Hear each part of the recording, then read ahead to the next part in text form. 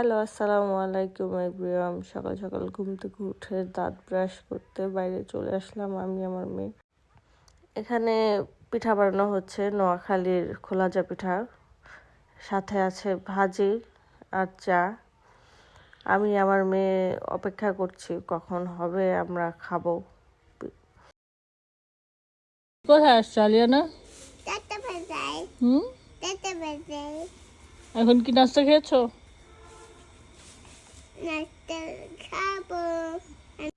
এখানে আমি একপাশে বসে গেলাম পিঠা বানানোর জন্য। মাটির চুলার অনেক তাপ, আমার তো এত আগুন, হাত পুড়িয়ে যাচ্ছিল। অনেক সাবধানে আমি পিঠাটা বানাচ্ছি, ভালোই হয়েছে। এই তো মাটির চুলা তরকারি খাবার দাবার সবই অনেক টেস্ট হয়।